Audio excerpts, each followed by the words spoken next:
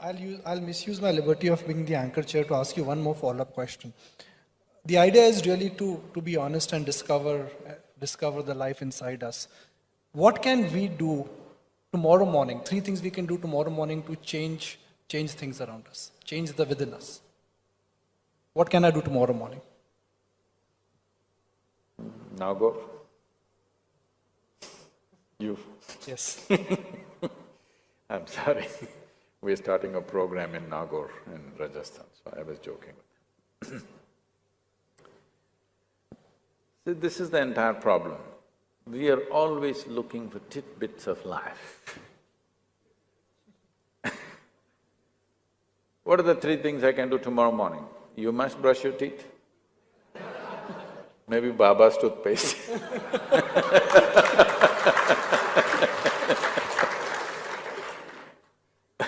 I don't know how it is, I have not used it yet, I think I should use it.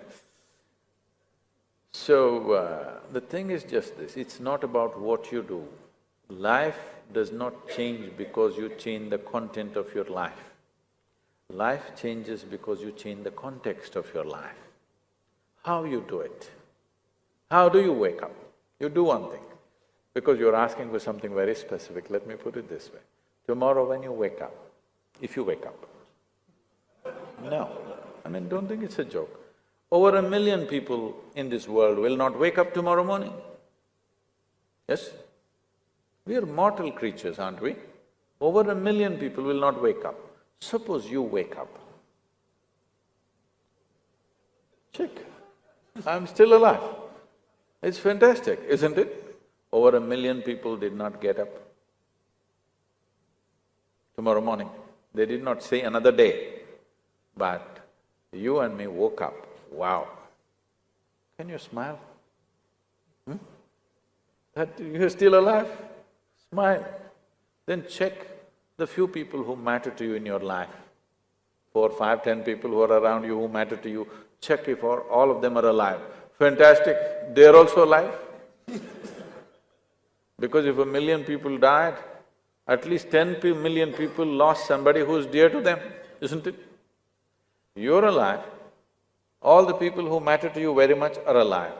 Fantastic. One more big smile, not at anybody, just because the biggest thing that's happening to you right now is that you're alive. Yes or no? What is the greatest thing that's happening to your life? Tomorrow morning, stock market went up 800 points, or you're alive, which is the biggest thing. Everything else is only relatively significant for us. The most important thing is we're alive. So tomorrow morning if you come alive, just check. You must check if you're alive. Because alive does not mean simply people are going around this, everything they're doing mechanically. Become alive, really. And I don't know what time you get up, I don't want to fix it. Because media, you may get up at noon time, so you check, okay, it's 9:30, every hour, okay, 9 o'clock, wow, still alive. One big smile, still alive. 10 o'clock, what's wrong with 10 o'clock? Still alive. I want you to understand that you're mortal. If you're conscious that you have come with a limited amount of time, you will arrange your life naturally in a most sensible way. If you think you're immortal, you have time to do stupid things. If you understand you're mortal, you don't have time to do anything other than what really matters to you. And in your life, you must be doing only what truly matters to you and nothing else but that, isn't it? This you will do only if you are conscious that you are a mortal being. We're fine, we're healthy, but we could be dead tomorrow morning. I'm not wishing it. I'll bless you with a long life. But it is possible that you and me could be dead tomorrow morning? Yes or no? The possibility is there or not? Yes. So when we know this is how this life is, then everything that really matters must happen, isn't it? What is it that really matters to you? If you really look at it, you will see the only thing that really matters to you is You want to experience this life as profoundly as possible. Somebody thinks money will do it, somebody thinks education will do it, somebody thinks sex will do it, somebody thinks love will do it, somebody thinks something else will do it. But whether a man is going to the temple or to the bar, all he is looking for is a larger slice of life. Yes or no? Yes or no?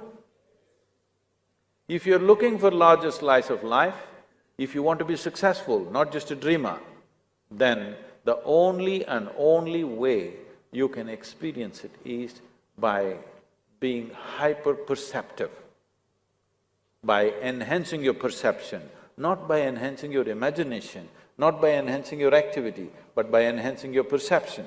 If you have to enhance your perception, you have to be alert. If somebody points a gun to your head, you will become super alert, yes or no? So don't wait for somebody to do it. Just understand that you are a mortal creature. You are not a permanent thing, you're not an absolute thing. You're here for a brief amount of time. I'm saying brief because if you are joyful, this is a bloody short life. If you are miserable, only if you're miserable, you have a long life. Because miserable people feel it's too long. Joyful people, before they know what's happening, it'll be over. Yes? Have you noticed this? On a particular day, you're very happy, 24 hours just went off like that. Another day you're depressed, 24 hours feels like a eon. So the experience of life and the experience of time is very relative. So the essential thing about life is just this. Every life, not just humans, every life is striving to become a full-fledged life, have the largest possible slice of life that we can have in terms of our experience. If this has to happen, we have to just become open to life. Open does not mean an attitude. Open simply means we are fully on with life.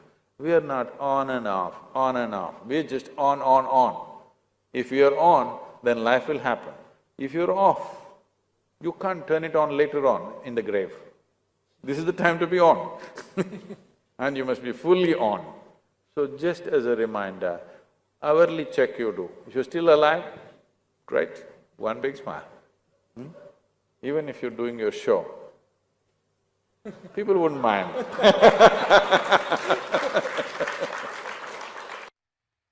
Sadguru, India is well known for spirituality and has witnessed many realized masters who have worked for the upliftment of mankind. Even today, you're here amongst us and many other gurus are there. Still, India is in such a bad state. Why? India is the way it is right now because still it's in God's hands. Unless you take it into your hands and do something meaningful in this country, it will remain this way or get worse. Now, if you really are concerned about the national situation or your social situation, it's very, very important that you take it into your hands in a committed way and really do something about it. Some time ago, when I was just 15 years of age, I happened to read this passage by Swami Vivekananda. He said, "Give me 100 people who are truly committed, I will change the face of this country." It made me feel so ashamed. In such a large country, couldn't he find 100 people committed for what all of us want? A man like Vivekananda doesn't come every day. When he comes, he could not find 100 people. What a shame it is. Not for him, for us as a nation. Since that day I thought, at least as a tribute to Vivekananda, we must create 100 truly committed people. And today, I can say very proudly, and it's a very joyous for me to say this, that today we have hundreds of people who are truly committed to make this change happen. The change is beginning to happen, but not enough. It is not enough. What I see is 100 people are not enough. Today we need 1,000,000 people who are really committed. Only then something really worthwhile will happen in this nation.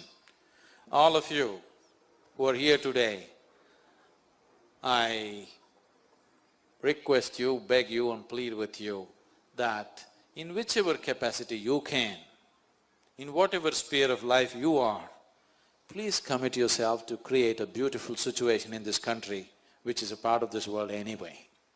Please do that, because without this commitment, thinking, people are saying this is all divine plan. Because your stomach is full, you can talk this kind of philosophy. If you had your stomach empty, you would have your own plan to get your food. Isn't it so? Now life is comfortable for some people, those people are saying it is all divine plan. Now, once you have taken one part of your life into your hands, you cannot leave another part to somebody. See, for example, one big bane in this country right now is the huge population. This is not divine plan. This is just irresponsible reproduction. That's what it is. This is not divine plan. With the help of medical sciences and so many other systems, you have taken your death to some extent into your hands. When you take your death into your hands, you must also take your birth into your hands, isn't it? When we have taken death into our control, should we not take birth also into our control?